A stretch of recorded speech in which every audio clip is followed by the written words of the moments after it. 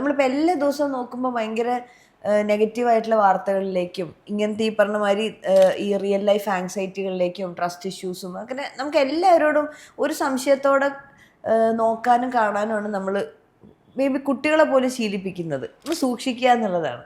അപ്പം അതിനിടയിൽ ഒരുപാട് നന്മകളുള്ള സ്ഥലവും കൂടിയാണിത്. നമുക്കറിയാം നമ്മൾ ചുറ്റിനും നന്മകളുണ്ട്, പക്ഷെ നമ്മളിത് കാണാൻ ചൂസ് ചെയ്യുന്നത് എപ്പോഴും നെഗറ്റീവായിട്ടുള്ള കാര്യങ്ങളാണ്. എന്തിലും അങ്ങനെയാണ്, രണ്ട് കാര്യങ്ങൾ ഒരുമിച്ച് വന്നു കഴിഞ്ഞാൽ നെഗറ്റീവായിട്ടുള്ള കാര്യമാണ് നമുക്ക് ആദ്യം സ്ട്രൈക്ക് ചെയ്യുന്നതൊക്കെ. അപ്പം ഓഫ് കോഴ്സ് ഇത് ഞാൻ വീണ്ടും ഈ ഏരലിംഗിളിയുടെ കോണ്ടെക്സ്റ്റിൽ ഇത് നന്ദി ഞാൻ പറയുന്നത് ആനന്ദിനോടാണ്. അങ്ങനെ ആലോചിച്ചിരുന്നില്ല ഞാനും. ഈ കഥ കേൾക്കുമ്പോൾ ആനന്ദ് കഥ പറയുമ്പോഴാണ് കുറേ നല്ല നന്മകളിലൂടെയാണ് ഇങ്ങനെ പോണേന്നുള്ളത് മനസ്സിലാവുന്നത്. അത് ആളുകൾ തിരിച്ച് പറയും, അത് കാഴ്ചക്കാരുണ്ടല്ലോ, കാണുന്നവർ. അപ്പോഴെനിക്ക് മനസ്സിലാവണം ഈ നല്ലതിനെ എത്ര മിസ് ചെയ്യുന്നുണ്ട് എന്ന് ആൾക്കാർ.